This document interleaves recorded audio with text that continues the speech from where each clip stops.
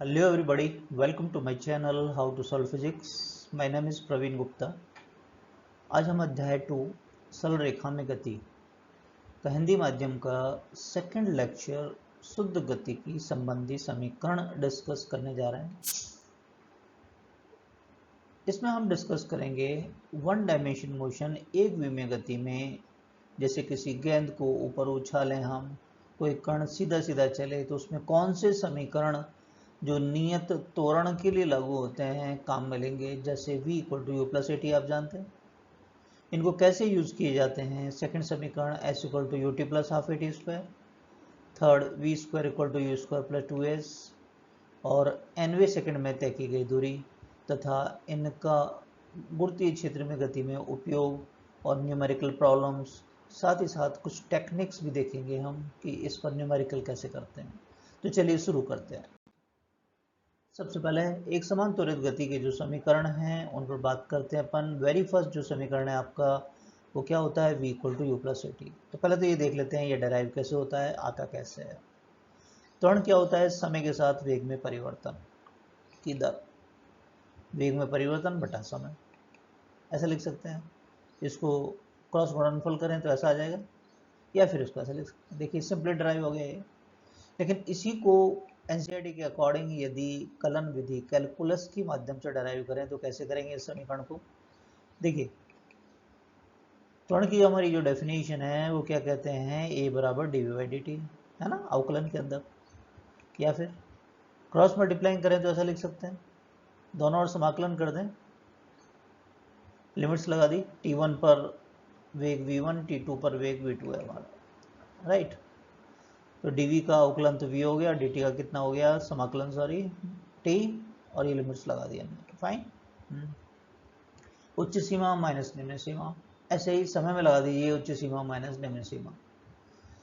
फिर सामान्यतः ऐसा होता है कि हम t बराबर 0 से स्टार्ट करते हैं. तो फिर भी मान के चलें यदि कण का वेग t1 बराबर 0 पर u हो, जो प्रारंभिक वेग कहते हैं अपन, और t2 बराबर t पर उसका वेग हो गया है v, राइट. तो ये वैल्यू यहाँ पर रखें अपन. t1 बराबर 0 रख दिया है, t2 की जगह t रख दिया हमने, v2 की जगह v और प्रारंभिक वेग रख दिया हमने u. फाइन. तो हमारे पास क्या आ गया, v minus u equal to a t, या v equal to u plus a t. First समीकरण हमारा डेराइव हो गया. इसमें विधि कौन सी लगाई है, कैलकुलस, जिसको हिंदी में कहते हैं कलन विधि. फाइन. तो चलिए दूसरे समीकरण पे चलते हैं. s बराबर you t plus half a t square देख लेते हैं पहले. विस्थापन बराबर औसत वेग इंटू समय. जब भी वेग नियत नहीं होता है तो हम ये परिभाषा लगा सकते हैं, औसत वेग गुणा समय. अब औसत वेग क्या हो जाएगा, u plus v by two. v का मान क्या था, u प्लस ए टी रख दीजिए, ठीक बात है. ऊपर u और u कितना हो जाएगा 2u, बाकी एज इट इज है. 2 का भाग लगाइए, यहाँ तो u आ गया और ये 1/2 ए टी आ गया हमारे पास. t से गुणा करें यू टी और ये हो गया half a t square. Clear. तो सेकंड हमारा समीकरण इस तरीके से उत्पन्न होता है.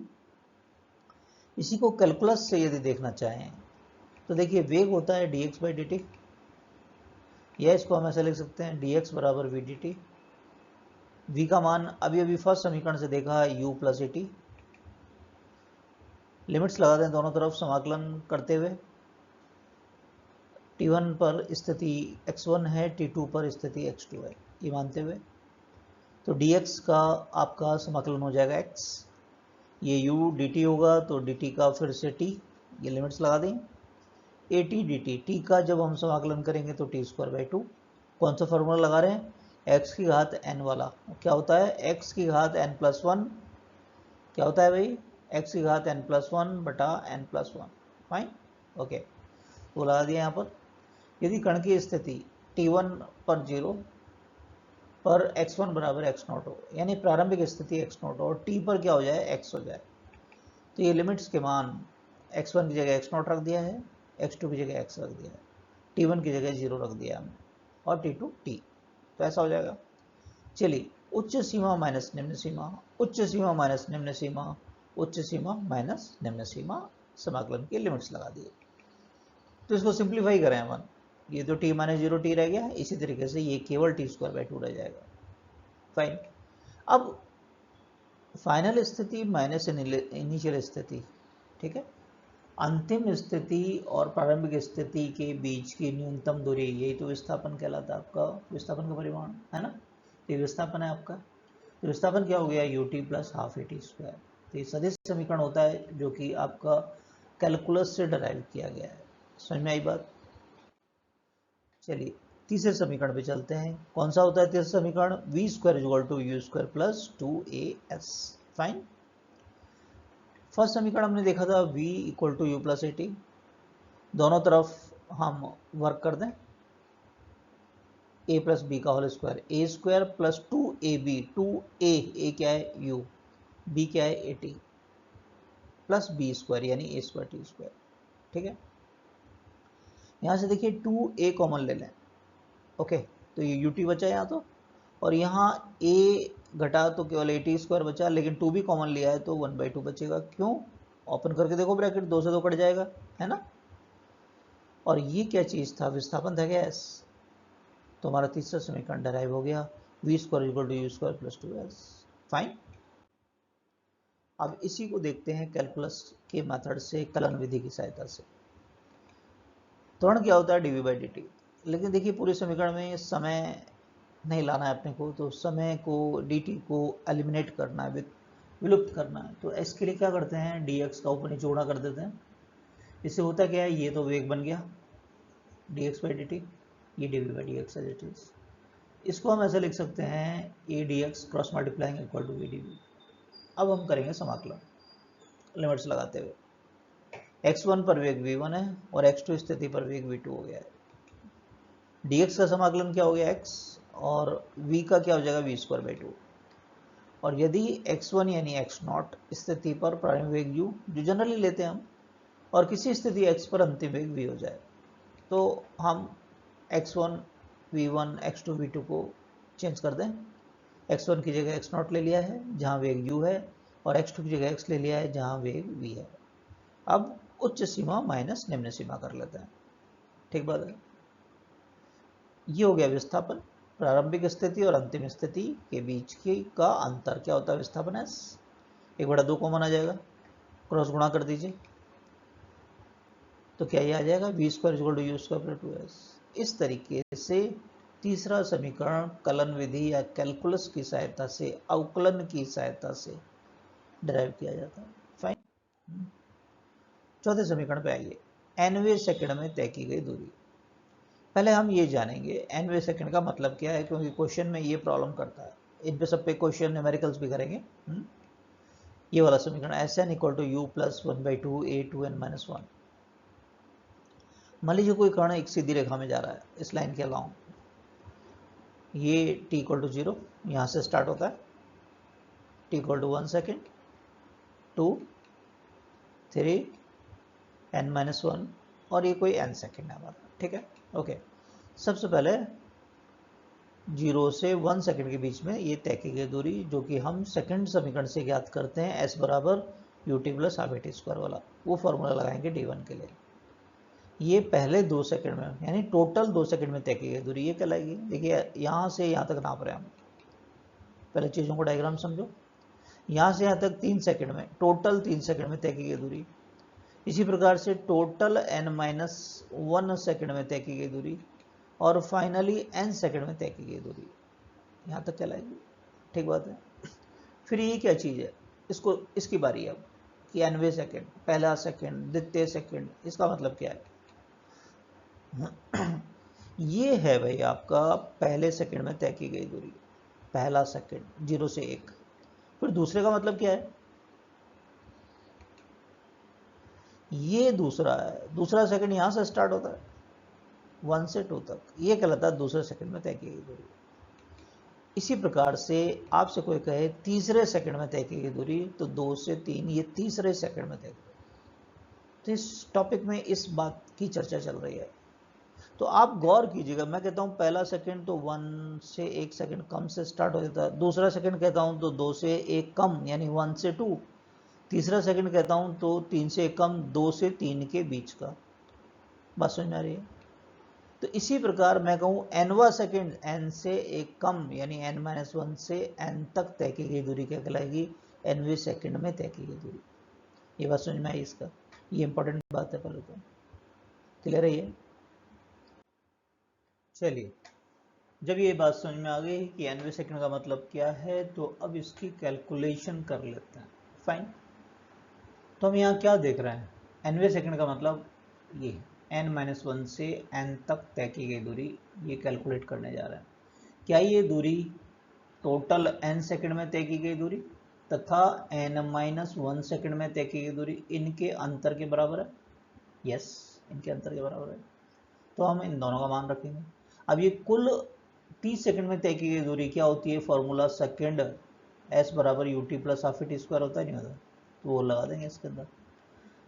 तो n को t के स्थान पर रख दो ut plus half T square, ऐसे ही t के स्थान पे n-1 रख दो, ये आ जाएगा, है ना। एक कॉपी पेन लेके बैठो, आप भी खुद करते चलो, पॉज करो, फिर करके सॉल्व करके देखो, फिर कॉन्फिडेंस आएगा कि बात समझ में आ रही है नहीं आ रही।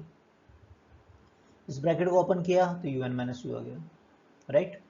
यहाँ लगा दिया a माइनस पी का whole square, a square minus 2ab plus b square, 1 का स्क्वायर 1 हो गया, राइट। फर्स्ट ब्रैकेट ओपन किया, कोई फर्क नहीं पड़ेगा, ये किया यहाँ पर तो माइनस un हो गया, माइनस माइनस प्लस हो गया, है ना। यहाँ थोड़ा देखते अपन, ये माइनस हो गया आपका, ठीक बात है, ओके। अब यहाँ देखिए, इसको भी दो पार्ट में ले रहे हैं हम, हैं, minus half an square as it is. फिर देखिए यहाँ से इस टर्म में से माइनस कॉमन लेंगे तो ये 2n-1 हो जाएगा ब्रैकेट में से, तो ये माइनस माइनस प्लस हो गया, इस तरीके से लिखा है ये। आप रफ में करके देखें एक बार पेपर पे, है ना, कि क्या इससे ये ला सकते हैं। फिर यहाँ जो कैंसिल हो सकता है, देखिए un प्लस में और un माइनस में, ठीक है। और इसी प्रकार से आपका 1/2 n स्क्वायर प्लस में और ये माइनस में कट गया। अब क्या बचा, u प्लस 1/2 a 2n-1।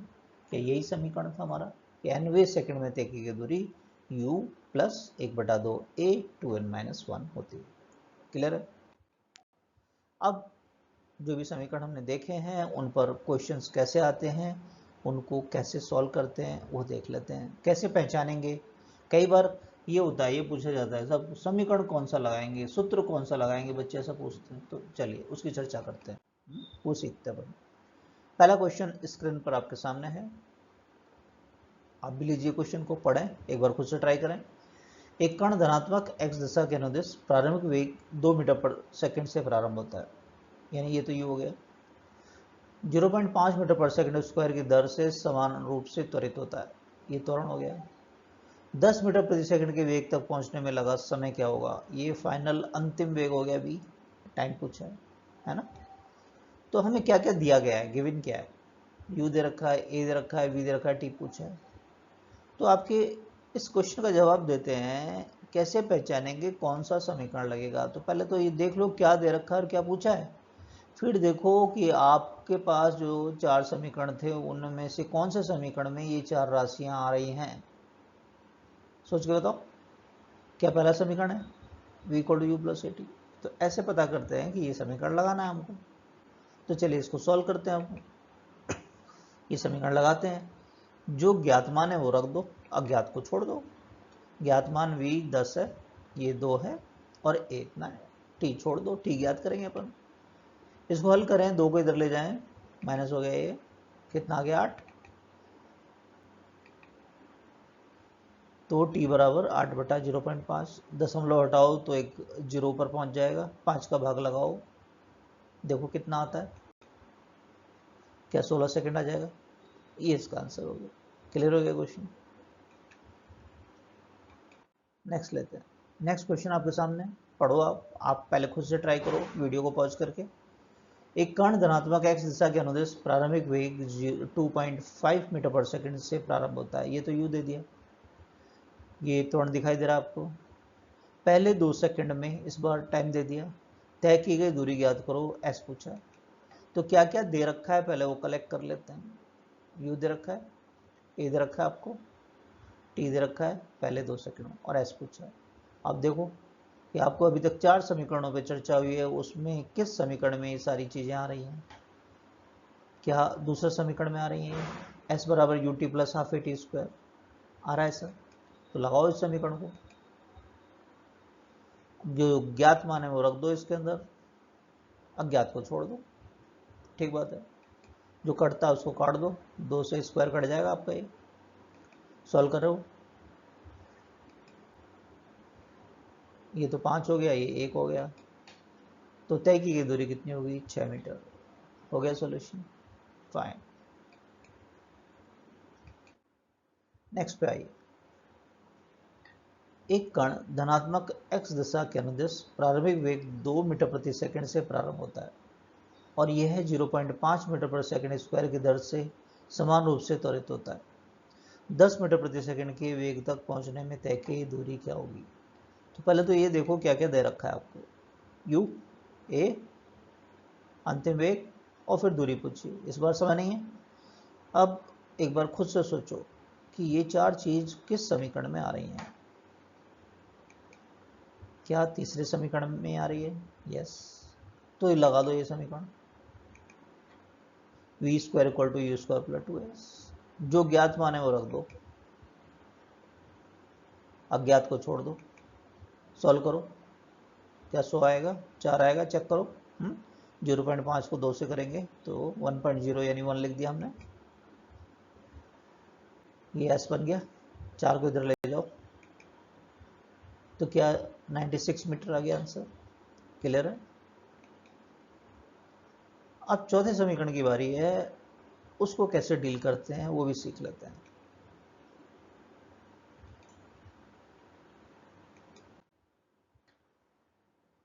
एक समान त्वरण के साथ गतिमान एक कण तीसरे सेकंड में 4 मीटर, 5वें सेकंड में 12 मीटर की दूरी तय करता है।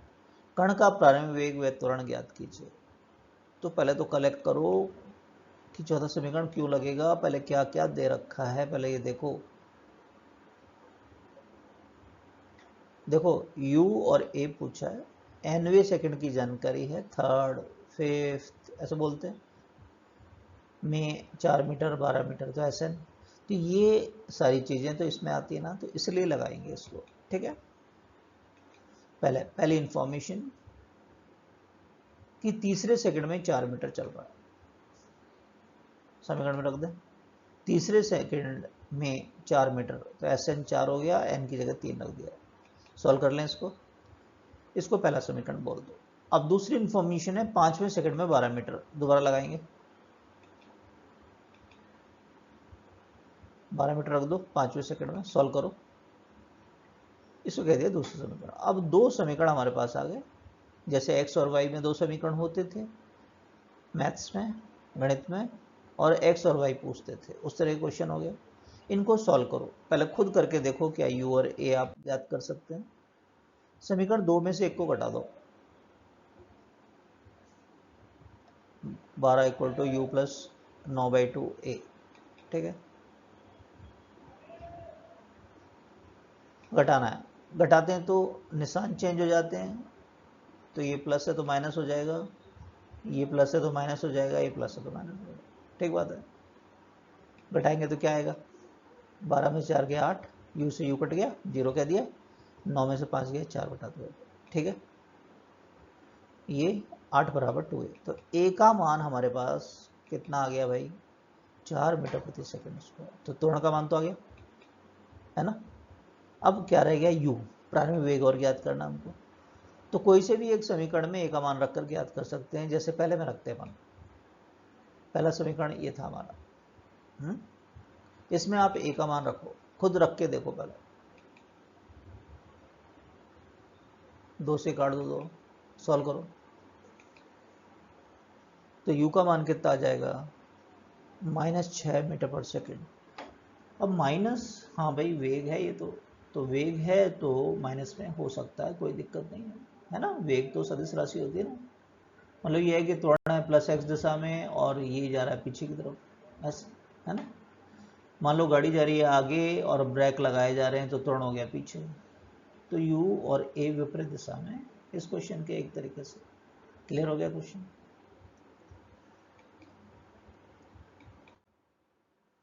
अब इसकी इन समीकरणों की एप्लीकेशन देख लेते हैं। एप्लीकेशन किसमें, गुरुत्वाकर्षण क्षेत्र में एक विमीय गति। मतलब एक एग्जांपल ले लेते हैं, एक गेंद को गुरुत्वाकर्षण क्षेत्र में प्रारंभिक वेग के साथ लंबवत ऊपर की ओर प्रक्षेपित करें। इस गेंद को ऊपर की तरफ प्रक्षेपित करेंगे। गेंद अपनी उच्चतम ऊंचाई तक जाएगी और पुनः लौट कर आएगी। ऐसे उच्चतम बिंदु तक गई और वापस लौट के आ रही है। तो क्या एक विमीय गति है? क्या त्वरण नियत है इसमें? यस, ए बराबर जी। पृथ्वी के आसपास कांस्टेंट मान लेते हैं अपन जी, 9.8 मीटर पर सेकंड स्क्वायर। तो इसकी गति के लिए हम क्या कर सकते हैं भाई? समीकरणों का उपयोग कर सकते हैं, है ना। कैसे करेंगे वो देखते हैं। सबसे पहले ज्ञात करते हैं अधिकतम ऊंचाई की। गेंद को जब आपने ग्राउंड लेवल से फेंका ऊपर की तरफ, तो अधिकतम ऊंचाई तक कैसे पहुंचती है? मान लो ये कोई टावर है, मीनार, ये इसका ग्राउंड है, तल। यहां से किसी गेंद को फेंकेंगे अपन, उच्चतम बिंदु तक गई यहाँ पर, यहाँ तक। तो ये उच्चतम ऊंचाई कितनी है जब आपने इसको यू से फेंका? देखिए, यू तो ऊपर की तरफ, जी नीचे की तरफ। तो जब उच्चतम बिंदु कैसे कहते हैं हम कि और ऊपर नहीं जाती है, और ऊपर नहीं जाती है तो वेग कितना हो जाता है? 0। ये h उच्चतम ऊंचाई है जहां वेग इसका 0 हो गया है। ये हमको ज्ञात करना है, ठीक है। कैसे ज्ञात करेंगे? देखिए, यहाँ दिशाओं का भी काम है, क्योंकि हमारे जो समीकरण है वो सदिश समीकरण होते हैं। पहले 3 समीकरण हमारे, देखिए u ऊपर की तरफ है तो एक दिशा में प्लस लेना पड़ेगा, और तो जो प्लस ले लेंगे उसके विपरीत दिशा को क्या लेना पड़ेगा? माइनस। अब एक क्वेश्चन राइज होता है कि सर कौन सी प्लस लें कौन सी माइनस, आपकी इच्छा वो लो। आप दोनों तरीके से करके देखना। हम एक तरीके से करेंगे, आप अपोजिट लेके देखना, इसको माइनस लेना इसको प्लस, और देखना कि क्या वही रिजल्ट पर आते हो, तो फिर कॉन्फिडेंस आएगा, कोई फर्क नहीं पड़ेगा। अच्छा, फिर अगर आपका क्वेश्चन है सर दोनों में से बेस्ट कौन सा है, कि ऊपर वाला प्लस ले नीचे वाला, ऊपर और नीचे ये फिक्स नहीं। अगर आप ये बेस्ट कौन सा ये पूछते हो तो हमें ये देखना है हमारी कैलकुलेशन सबसे ज़्यादा इजी किस में रहेगी। कैलकुलेशन इजी रहती है कि आप प्रारंभिक वेग की दिशा को प्लस ले लो, प्रारंभिक वेग की दिशा को प्लस लो, उसके उल्टा है वो माइनस ले लो। तो इसमें कैलकुलेशन थोड़ी आसान रहती है। तो इट इज़ बेटर कि आप u की जो दिशा है उसको प्लस ले लो, ऊपर नीचे नहीं, है ना। कि सर ऊपर प्लस y होता है इसलिए प्लस लेते हैं, ये कुछ नहीं है ना। वो तो कोऑर्डिनेट एक्सिस है, आप उल्टा बना लीजिए, है ना। बस 90 डिग्री पे होने चाहिए सारे। एक प्लस लेते हैं उसके अपोजिट माइनस। तो बस यहाँ छोटा सा टेक्निक मैंने क्या बताया, प्रारंभिक वेग की दिशा को प्लस ले लो। ओके, चलिए चलते हैं। अब हमें क्या क्या दे रखा है पहले कलेक्ट कर लेते हैं। u, a, v और s। ये दिशा हमने प्लस मानी है तो प्लस यू ले लेंगे, ये मान ली तो ये अपोजिट हो गया, ये माइनस ले लेंगे। v 0 है और ये s h हमसे पूछा गया है। ये सब क्या तीसरे समीकरण में आ रहे हैं? पहले तो ये सोचो, यस, है ना। रख दीजिए मान, जो ज्ञात मान है। सॉल्व करते हैं इसको, आप भी करते चलें। ये माइनस वाला इधर आएगा तो प्लस हो गया, तो एस का मान ये आ गया। अभी हमारी बात हुई आपसे कि हमने ये प्लस मानी, आप इसका उल्टा लेके और फिर इसी समीकरण को सॉल्व करके देखो कि ऊपर वाली दिशा को माइनस और नीचे को प्लस, और देखो कि यही आ रहा है रिजल्ट, तो फिर कॉन्फिडेंस आएगा, ठीक है। चलिए, अब हम पता करते हैं कि अधिकतम ऊंचाई पर ये पहुंचा है जो आपका पार्टिकल, जब आपने गेंद को फेंका उच्चतम बिंदु तक ये पहुंचा, यहाँ पर समय कितना लगा है, ठीक है। ये समय, तो ये मान लिया हमने कि इसको t0 समय लग रहा है, राइट। फिर से हमने u की दिशा को प्लस लिया, जैसे हमने बताया ये सबसे बढ़िया रहता है। अब क्या क्या दे रखा है पहले वो कलेक्ट करें। u, a, v और t। देखो u ये प्लस दिशा में प्लस कह दिया, g इसके अपोजिट हो गया माइनस हो गया, ये v 0 और t पूछा हमसे। तो क्या ये चारों चीजें प्रथम समीकरण में आ रहा है क्या? हाँ या ना? आ रहा है। रख दीजिए मान, सॉल्व कीजिए। क्या t0 का मान ये आ रहा है? u बाई जी, चेक करो अपने आप से कैसा आ रहा है।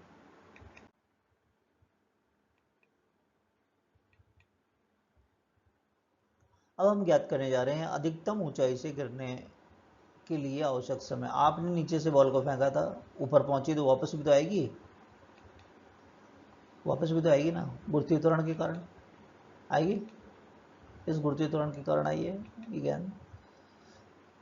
जब ये उच्चतम बिंदु पर होती है उस समय वेग क्या होता है, 0। तो हम ऊपर से नीचे तक की यात्रा की बात कर रहे हैं, तो ऊपर इसका वेग क्या है, गिरना जब स्टार्ट हुआ तो u बराबर 0, ठीक है, आएगी वही h से। अब इस समय पर जो समय है उसको टी नॉट डैश कह दिया है, आपको सर बराबर होता है, तो बराबर हमको प्रूव करना है, ठीक है, हम प्रूव करेंगे इस बात को कि बराबर होता है नहीं होता है। तो t बराबर टी नॉट डैश कह दिया, एक बार अलग ले लेते हैं, क्या दिक्कत है। ओके, फिर देखिए मैंने क्या बताया था, प्रारंभिक गति की दिशा को प्लस ले लो, इससे सुविधाजनक होता है। सर अभी तो ऊपर प्लस लिया था, मैंने कहा आप उल्टा लेके देख लो, कोई फर्क नहीं पड़ता उससे, है ना। मैंने तो ये बताया कि सिंपल इक्वेशन की कैलकुलेशन मैथ्स सबसे सिंपल उसमें होगी जिसमें u की दिशा प्रारंभिक गति की दिशा को प्लस लेने पर, ठीक है। ओके, मर्जी आपकी है, आप इसको माइनस ले लेना, फिर सॉल्व करके देखना, वही रिजल्ट आएगा, है ना। ओके, अब क्या क्या दे रखा है, u a s and t, तो इस किस में आता है, क्या सेकंड समीकरण में आते हैं, रख दो मान, सॉल्व करो, ये पार्ट तो 0 हो गया आपका। h की न्यूमेरिकल वैल्यू हमने सबसे पहले ज्ञात की थी, क्या u स्क्वायर बाई 2g थी, राइट। क्या 2 से 2 कट जाएगा, क्या टी नॉट डैश का square u square by g square आया, वर्गमूल ले ले दोनों तरफ, क्या टी नॉट डैश का मान u बाई जी आ गया, जो आप कह रहे थे बराबर होता है। क्लियर है इतनी बात। तो किस निष्कर्ष पर हम पहुंचे कि गेंद को आपने ऊपर फेंका, गेंद वापस नीचे आई, है ना। तो निम्नतम बिंदु से उच्चतम बिंदु तक जाने में उतना ही समय लेती है जितना ऊपर से नीचे आने में, ठीक बात है। यानी टी नॉट और टी नॉट डैश आपस में बराबर होते हैं, इन दो लाइनों के बीच में गेंद को गुरुत्वीय क्षेत्र में बराबर समय लगता है, u बाई जी, है ना। कण द्वारा अधिकतम ऊंचाई तक पहुंचने में लिया गया समय शीर्ष बिंदु यानी उच्चतम बिंदु से प्रारंभिक प्रक्षेप बिंदु कौन सा, ये जहां से फेंका था, आने में समय बराबर होता है, ठीक बात है। अब एक टेक्निक देखिए जो हमारे न्यूमेरिकल्स में काम करेगी, कि गेंद को आपने फेंका ऊपर, गेंद वापस नीचे आ रही है, ये प्रक्षेप बिंदु या निम्नतम बिंदु, ये उच्चतम बिंदु जहां तक गेंद जा पा रही है। अब ये कहीं भी आपसे क्वेश्चन में एक सिचुएशन दी, आपसे कह देते हैं टावर की खिड़की विंडो से एक व्यक्ति देखता है, तो कहीं से भी गुजरती हुई एक क्षैतिज रेखा पर विचार करो, एक इंपॉर्टेंट टेक्निक पर बात कर रहे हैं। गेंद उस क्षैतिज रेखा से उच्चतम बिंदु पर जाने में अगर टी समय लेती है तो वापस आने में भी टी समय लेगी। बड़ी इंटरेस्टिंग और इम्पॉर्टेंट टेक्निक है जो आपके हार्ड क्वेश्चन को सॉल्व करेगी। ऊपर और नीचे की यात्रा में, ऊपर जाते समय और नीचे आते समय, ऊपर जाते समय और नीचे आते समय यात्रा में क्षैतिज रेखा से, कोई भी क्षैतिज रेखा उच्चतम बिंदु के बीच में समय का अंतराल क्या होता है, अंतराल या अंतराल बराबर होता है, ठीक बात है।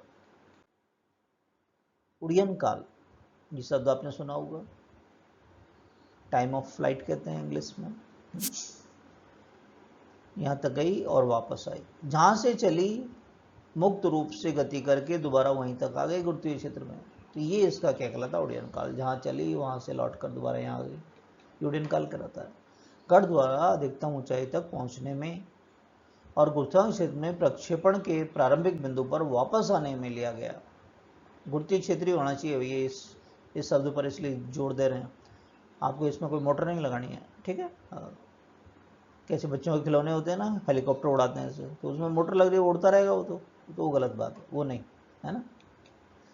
तो उड़ीन काल क्या हो गया, पहले ऊपर तक गया टी नॉट, नीचे वापस आया टी नॉट डैश, दोनों बराबर थे u बाई जी, रख दीजिए, तो क्या होता है 2u बाई जी। अब आप चाहें तो इसको याद रख सकते हैं, रिजल्ट को हमारे काम में आता है।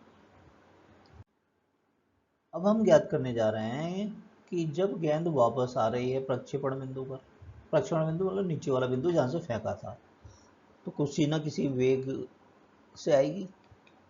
ये टावर है, एक गेंद है आपके पास में, ये बॉटम, ये प्रक्षेप बिंदु है, तो गेंद जब ऊपर से नीचे की तरफ आ रही है यहाँ पर, तो यहाँ कुछ ना कुछ वेग प्राप्त करेगी। वो वेग कितना होता है, उच्चतम रेखा से वापस आ रही है, जी के कारण आ रही है। उच्चतम बिंदु पर वेग कितना होता है इसका? 0। आई तो एच से ही है। अब हम प्रारंभिक गति की दिशा को प्लस ले रहे हैं। क्या क्या दे रखा है? U A. देखिए इस बार ए को हम प्लस ले रहे हैं, क्यों? ये वाली दिशा प्लस है, राइट। क्या ये चारों चीजें इस तीसरे समीकरण में आती है? V square is equal to u square plus 2s। U की वैल्यू 0, एच रख दिया यहाँ पर। एच की न्यूमेरिकल वैल्यू, आंकिक मान क्या ये था कि you square by 2g, 2g cut जाएगा, तो v का मान भी आएगा क्या? u। आया ना? क्लियर है ये वाली बात? तो इस कहानी से क्या शिक्षा मिलती है कि गेंद को जिस चाल से आपने ऊपर फेंका, दोबारा उतनी ही चाल से वापस आती है। ये गेंद उतनी ही चाल से वापस आती है, यू से फेंका यू से ही वापस आती है। ये चीज़ प्रूव की है अपन ने, v बराबर यू। जिस चाल से कण ऊपर की ओर प्रक्षेपित होता है वह उसी चाल के बराबर चाल से प्रारंभिक बिंदु पर, जहाँ प्रारंभिक बिंदु कौन सा? यहाँ, उसी चाल से वापस आती है। चाल शब्द क्यों यूज कर रहे हैं? बस गति की दिशा चेंज हो जाती है कि नहीं? अब आपसे बीच में कहीं पर विशिष्ट ऊंचाई पर वेग पूछ ले। विशिष्ट ऊंचाई का मतलब क्या है? ये विशिष्ट ऊंचाई, भाई जब गेंद जा रही है तो इसको पार कर रही है, यहाँ पर, यहाँ कुछ ना कुछ वेग से पार किया, लौट के आएगी तो फिर किसी वेग से पार करेगी। तो इस ऊंचाई पर वेग क्या है? ये कोई ऊंचाई मान लेते हैं एच है, ठीक है। इससे ऊपर जाते समय भी, नीचे आते समय भी, ये देखेंगे अपन क्या परिमाण बराबर है। ओके, यू से मान लिया अपन ने फेंका है, दोबारा ये गुरुत्वीय त्वरण। अब देखो ये दिशाएं अलग अलग हैं तो हमें दिशा माननी पड़ती है, और हलचल नहीं करना, आपको सोचने में समय नहीं जाया करना। अगर आपको इजी कैलकुलेशन करना है तो यू की दिशा को प्लस ले लो, ये प्लस ले ली तो इसके विपरीत मैंने माइनस ले ली, ठीक है। अब कलेक्ट करते हैं क्या क्या दे रखा है। क्या यू ए वी और एस चार चीज़ें आ रही हैं इसमें प्रॉब्लम में? ये क्या आपके तीसरे समीकरण में आती हैं? यस, रख दो मान, ठीक है। देखिए इस बार ये प्लस है आपका u, ये g माइनस हो गया अपोजिट डायरेक्शन में, है ना। आराम से चलो, ये आ गया ऐसा। मेरे को तो बीच में h ऊंचाई पे v चाहिए, तो वर्गमूल लूँगा तो एक प्लस और एक माइनस आएगा। प्लस का मतलब ये ऊपर जाते समय हो गया, माइनस का मतलब, लेकिन परिमाण तो बराबर है ना, तो चाल तो बराबर होगी दोनों की, हाँ या ना। तो क्या निष्कर्ष निकल रहा है, क्या कंक्लूजन ड्रॉ हो रहा है इससे हम, कि जब हम किसी गेंद को ऊपर की तरफ फेंकते हैं तो ये जब किसी क्षैतिज रेखा को पार करती है तो ऊपर जाते समय और नीचे आते समय समान चाल होती है, इस लाइन को पार करते समय। यही किया बनना है ना। ऊपर की ओर गति में हम बोलेंगे वेग तो v प्लस कह दिया ये वाला, नीचे की ओर गति में कहेंगे तो a माइनस कह देंगे, ये वाला v माइनस में आपका, है ना। लेकिन चाल बराबर है। ऊपर और नीचे की यात्रा में कण समान चाल के साथ गुरुत्वाकर्षण क्षेत्र में किसी भी क्षैतिज रेखा को पार करता है, राइट। बस गति की दिशा क्या रहती है? विपरीत। भाई ऊपर जा रहा है तो ऊपर की तरफ है दिशा, इसको पार कर रहा है तो नीचे की तरफ, बस दिशा चेंज हो रही है। क्लियर है?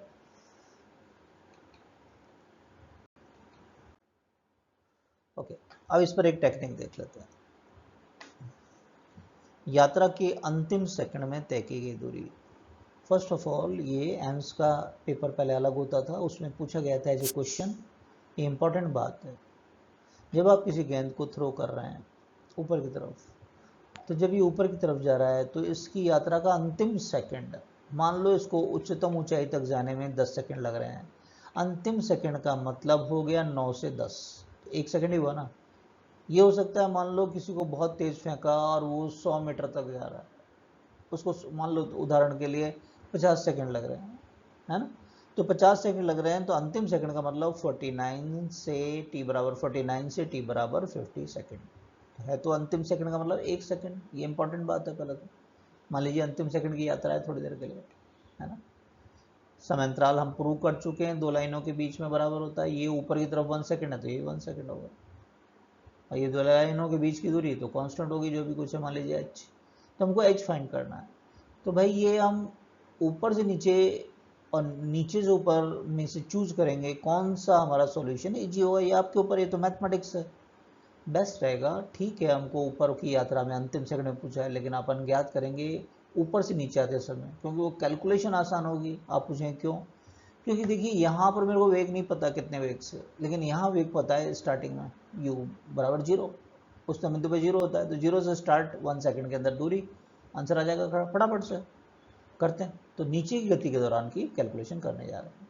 क्या क्या पता है? u 0 है यहाँ पर, a हमने देखो ऊपर से नीचे की तरफ यात्रा की बात करें तो ये प्लस ले लिया है, तो ये जी ले लिया है, ये h t बराबर 1 सेकंड, सब आ रहे हैं सेकंड समीकरण में, रख दीजिए। क्या आ गया? 1/2 जी। जी को यदि हम 10 ले लें, जी को यदि हम 10 ले लें यहाँ पर, तो कितना आ जाएगा भाई? 5 मीटर। तो किस निष्कर्ष पे पहुंच रहे हैं? प्रक्षेपण कण का या प्रक्षेप कण का जो भी प्रारंभिक वेग हो, किसी भी वेग से फेंका, इससे मतलब ही नहीं है, इस बात का वेग आ ही नहीं रहा, जरूरत ही नहीं पड़ी मेरे को यहाँ पर किस वेग से चली थी स्टार्टिंग में। ऊपर की यात्रा के अंतिम सेकंड में, ये पूछा था, अंतिम सेकंड में लगभग कितनी दूरी तय करता है? 5 मीटर। आपको सर लगभग कहाँ है? ठीक 5 है। अगर जी 9.8 ले लें तो 4.9 होता है ना, इसलिए ये वर्ड यूज़ किया लगभग। आप 5 मीटर याद रख लें, कोई दिक्कत नहीं है। क्लियर है? एनसीईआरटी में एक उदाहरण दे रखा है विषम संख्याओं का, गैलीलियो का नियम। गैलीलियो साइंटिस्ट, न्यूटन से पहले के, लेकिन ग्रेट साइंटिस्ट, उन्होंने बहुत सारे एक्सपेरिमेंट किए और बहुत काम किया है। एक गेंद को उच्चतम बिंदु से छोड़ा जा रहा है, एक गेंद को उच्चतम बिंदु से छोड़ा जा रहा है। पीसा की मीनार बनाइए, मीनार की उच्चतम ऊंचाई से। अब गेंद जब नीचे आ रही है तो पहले सेकंड, दूसरा सेकंड, SN याद करो, तीसरे सेकंड में तय की गई दूरियां जो होती हैं उनका अनुपात विषम संख्या में होता है। ठीक, देखते हैं इसको।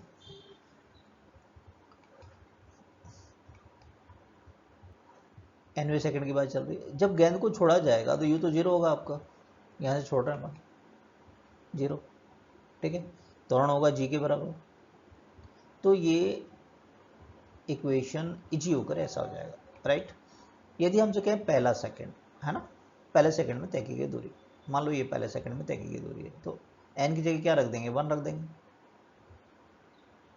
देखो सॉल्व करके क्या ये आ रहा है, जी की जगह 10 रख दो, 5 मीटर। तो ये दूरी आपके पास कितनी होगी? 5 मीटर। अब आपसे कहा जाए 2 सेकंड में तय की, 2 का मतलब 1 से t बराबर 1 से t बराबर 2 के बीच में देंगे, तो यहाँ 2 रख दीजिए n की जगह पर, 2 रख दिया। सॉल्व करो, 3 हो जाएगा, ये 4 - 1 3, और जी 10 ले लो तो ये 15 मीटर आ रहा है, अर्थात ये दूरी कितनी होगी? 15 मीटर। इसी तरीके से तीसरे सेकंड के अंदर n की जगह 3 रखो, 6 - 1 5 हो गया, ये 25 मीटर, तो ये कितना होगा? 25 मीटर होगा। तो गैलीलियो ने क्या कहा कि क्रमागत सेकंड में जो दूरियां चल रहा है, क्रमागत सेकंड में मुक्त रूप से गिरने के दौरान तय की गई दूरियों का अनुपात S1 S2 और S3 वो क्या होता है? विषम संख्या में होता है। फाइन, एनसीईआरटी में एक एग्जाम्पल दे रखा है आपको, ऐसे एग्जाम्पल मान के सॉल्व कर लिया हमने, बहुत अच्छी बात है। लेकिन देखो हमने देखा कि कॉम्प्लिकेट प्रॉब्लम में एज ए टेक्निक इसको यूज़ करो, आपकी प्रॉब्लम्स काफ़ी सॉल्व हो जाती हैं, काफ़ी इजी हो जाती हैं। इससे पहले के 3 समीकरण लगाने की जरूरत नहीं पड़ती है। देखिए कैसे लेते हैं इस बात को, एक क्वेश्चन लेते हैं। एक गेंद को एक टावर के ऊपर से गिराया जाता है, ये वो हैं जो कंपटीशन में पूछे गए क्वेश्चन हैं, वो ले रहे हैं हम। थोड़े से ज़्यादा कॉम्प्लिकेट होते हैं, लेकिन कैसे इजीली सॉल्व कर लेते हैं वो बता रहे हैं हम। एक गेंद को एक टावर के ऊपर से गिराया जाता है, इसके गिरने के अंतिम 2 सेकंड के दौरान 40 मीटर की दूरी तय करती है। मीनार की ऊंचाई क्या है? मान लो ये मीनार है, ये उच्चतम बिंदु है, यहाँ से किसी गेंद को गिरा रहे हैं, ठीक है। मान लो टोटल t समय ले रहे हैं, लेकिन ये क्या कह रहा है? अंतिम 2 सेकंड, मान लो ये लास्ट 2 सेकंड है, में तय की गई दूरी दे रखी है 40 मीटर। तो पारंपरिक विधि क्या होती है, जैसे जनरली बुक्स में करते हैं, ये करवाई जाती है आपको, वो ये होता है, मान लिया t सेकंड में चला है ना, तो t सेकंड में तय की गई दूरी पहले याद कर लेते हैं। छोड़ा है ना यहाँ से, तो ये तो 0 कह दिया, तो हाफ g² एक समीकरण आ गया। समीकरणों को सॉल्व करते हैं वहाँ पर।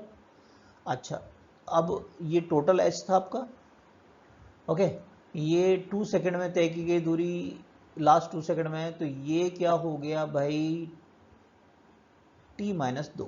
टोटल t है ये 2 सेकंड, तो ये वाली दूरी कितनी बची t-2। तो t-2 में तय की दूरी क्या होगी h-40। क्वेश्चन में दे रखा है 40 है और t की जगह ये रख दिया हमने, दूसरा समीकरण आ गया। फिर क्या करते हैं, दो क्वाड्रेटिक इक्वेशन हैं ये t के अंदर, है ना। फर्स्ट से h का मान यहाँ रखते हैं, t में क्वाड्रेटिक इक्वेशन आएगा द्विघात समीकरण, है ना। वहाँ से t का मान ज्ञात किया जाता है, फिर t का मान आ जाता है, फिर वो h में रखते हैं। आप समझ लो, बताने में आपको लग रहा है कि हार्ड है मामला, है ना। फिर h का मान ज्ञात कर सकते हैं हम। ये होता है इस तरह क्वेश्चन को जनरली आज तक जो करवाया जाता है। अब देखिए इसको कैसे आप चुटकियों में सॉल्व कर सकते हैं क्वेश्चन को, टेक्निक बता रहे हैं। ये पहला सेकंड, ये दूसरा सेकंड, ये तीसरा सेकंड, मान लो थोड़ी देर के लिए ये लाइन है सर कैसे खींची, कहीं भी खींच दो आप एक बार, हमें लेकिन ये पता है पहले सेकंड में कितना चलता है 5, है ना, दूसरे में 15, तीसरे में 25, ठीक है। अब क्वेश्चन पे नजर डालो, लास्ट 2 सेकंड, हर सेकंड एक है, ये 1 सेकंड का अंतराल होता है, ये पहला दूसरा तीसरा, है ना, लास्ट एंड वो सब 1 सेकंड होता है, वो एक सेकंड, है ना, राइट। ओके, अंतिम 2 सेकंड, अगर ये अंतिम 2 सेकंड है, इनका योग 15 + 25 क्या 40 है क्या, हाँ या ना, यस, बिल्कुल टैली हो रही है बात। तो इसका मतलब ये अंतिम 2 सेकंड है, इसका मतलब ये हो गया ये अंतिम 2 सेकंड है, तो इसके ऊपर वाला तो केवल 1 ही सेकंड बचा है, उसमें 5 मीटर और चल के आई है, तो टोटल टावर की ऊंचाई क्या हो गई 5 + 40 45। तो आप ऐसे सॉल्व करके देखना जैसे करते हैं छोटी क्लास में, और एक ही चुटकियों में थोड़ा दिमाग लगाएं अपन, एज ए टेक्निक यूज़ कर लें तो आपका आंसर आ सकता है। बात समझ में आई। नेक्स्ट क्वेश्चन लेते हैं, केवल एक क्वेश्चन के लिए टेक्निक नहीं है। देखिए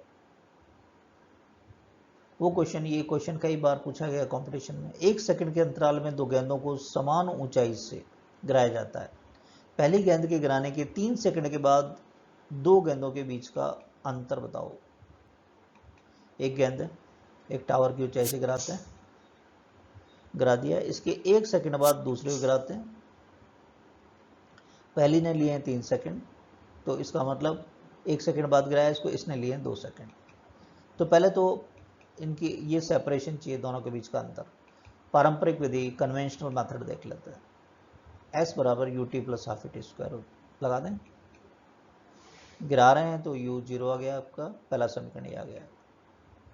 अब ये दो के लिए बात करें अपन, h1 - h2, दोनों के लिए ऐसे समीकरण लगेंगे, इसने t1 लिया, इसने t2, t1 t2 दोनों पता है अपने को, इसने 3 लिया है तो इसने कितने लिए हैं 2 सेकंड, और इसको सॉल्व करेंगे तो 25 मीटर, ठीक है। अगर ये स्टेप्स आपको पता है तब तो ठीक है, आपने कर लिया, ज़्यादा वक्त नहीं लगेगा। लेकिन हम देखें बिल्कुल आप इसको क्वेश्चन पढ़ के ही सॉल्व कर सकते हैं, तो वो ज़्यादा बेस्ट है ना। टेक्निक देखिए, कहीं पे एक लाइन और खींच दी मैंने, 3 सेकंड की चर्चा चल रही है ना, 1 2 3 ऐसे, 1 सर कहाँ, कहीं भी खींच दो उससे फर्क नहीं पड़ता, सेकंड, ये थर्ड सेकंड, हमें पता है फर्स्ट सेकंड में 5 मीटर, ये 15 मीटर और ये 25 मीटर होता है, ये फिक्स है ना। ओके, इन जनरल विषम में होना चाहिए मतलब। और फिर आप क्वेश्चन की को टैली करते हैं अपन, राइट।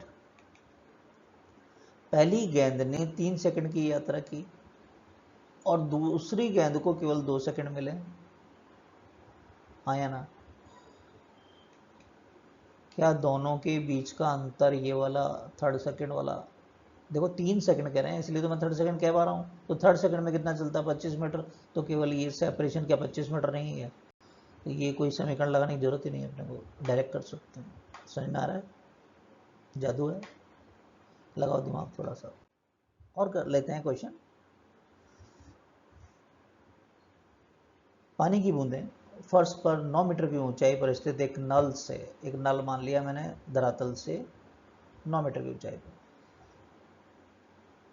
एक नियमित अंतराल से गिरती हैं ये पानी की बूंदें।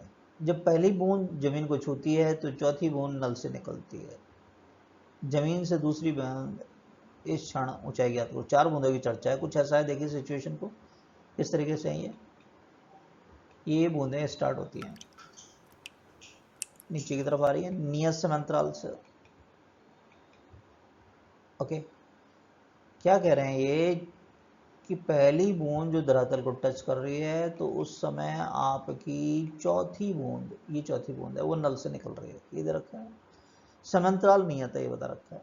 अब इनकी पारंपरिक विधि देखिए, कन्वेंशनल मेथड देखिए, एस बराबर you t plus half T square लगाया जाता है, बस फ्री फॉल हो रहा है, स्वतंत्रता पूर्वक कर रही है इसलिए यू जीरो ले लिया, समीकरण ये लेके चलता है। समांतराल बराबर बोला है तो मान लेते हैं टी सेकेंड है सबका, तो पहली को कितना टाइम लगाया गिरने में, 3t लगाया गया, और ये दूरी कितनी दे रखी है, 9 मीटर। तो यहां से हम टी स्क्वायर की वैल्यू निकाल सकते हैं 1/5। कैसे करते हैं क्वेश्चन को, वो स्टेप्स बता रहे हैं। दूसरी गेंद की बात करें, दूसरी गेंद, इसको कितना टाइम मिला है, 2t, तो इसके लिए समीकरण लगाएं, टी स्क्वायर की जगह रख दिया 1/5 तो 4 मीटर, तो ये 4 मीटर है, ये टोटल कितना है 9, तो 9 में से 4 घटाओगे क्या आएगा, 5 आएगा क्या आंसर है, तो आंसर होगा 5 मीटर, अगर आपको करने का तरीका आता है तो। अब देखिए सिंपल तरीका समझिए, टेक्निक्स। हमें पता है गुरुत्वाकर्षण क्षेत्र में मुक्त रूप से कोई गिरता है तो दूरियों का अनुपात होता है विषम में। अब यहाँ केस ये नल को धीरे खोला है, तेज खोला है ना, तेज खोल दिया तो इस समय अंतराल कम होगा, जल्दी जल्दी गिरेंगे है, और धीरे खोला है तो धीरे धीरे गिरेंगे। लेकिन गैलीलियो का नियम कहता है चाहे दूरी ये कितना भी तेज खोल दो धीरे खोल दो, अनुपात जो आएगा 1, 3, 5 ही होगा। तो अब देखना 9 मीटर है ना, तो हमारे तो इनका योग कहीं भी 9 मीटर होगा ही नहीं, आपके दिमाग में आया तो ये देखो, ये अनुपात तो यही रहेगा ना, तेज खोल दिया हो क्या पता। अब आप देखना इनका योग 9 मीटर है क्या, 1 मीटर, 3 मीटर, 5, और अनुपात भी 1, 3, 5 है आपका विषम है, 9 मीटर है। यस, आपसे कहे जमीन से दूसरी बूंद की ऊंचाई, तो देखो डायरेक्टली कितनी है, 5 मीटर है कि नहीं, हो गया क्वेश्चन सॉल्व। समझ में आई क्या बात सभी को, क्लियर। नेक्स्ट लेक्चर लेंगे इसी अध्याय का हम, जिसमें कि कर्व की बात करेंगे, वक्र की बात करेंगे, ग्राफ की बात करेंगे। हम स्टार्ट करेंगे जीरो से, स्थिति समय वक्र, स्थिति और समय के बीच में एक समान रूप से त्वरित कोई कण है, उसके लिए स्थिति समय वक्र कैसे होंगे, कैसे बनते हैं। वेग समय वक्र पर चर्चा करेंगे, फिर त्वरण समय वक्र। फिर कई बार क्या होता है, आपसे वेग समय न पूछ के आपसे कह देते हैं वेग और उसकी स्थिति, जैसे तीसरा समीकरण था v स्क्वायर बराबर यू स्क्वायर प्लस 2s, उसमें समय आ ही नहीं रहा, तो हम समय अक्ष को स्थिति से प्रतिस्थापित करके वक्र कैसे बनाते हैं वो डिस्कशन करेंगे। तो जो भी फर्स्ट टाइम आए या सब्सक्राइब नहीं किया है तो उनको वो सब्सक्राइब कर लीजिए, बेल आइकन को प्रेस कर दीजिए जिससे इसका नोटिफिकेशन मिल जाए आपको, शेयर कीजिए अपने दोस्तों के साथ। मिलते हैं नेक्स्ट लेक्चर में, वक्र से रिलेटेड इंपॉर्टेंट लेक्चर रहेगा, तो तैयार रहिए। Thank you for watching.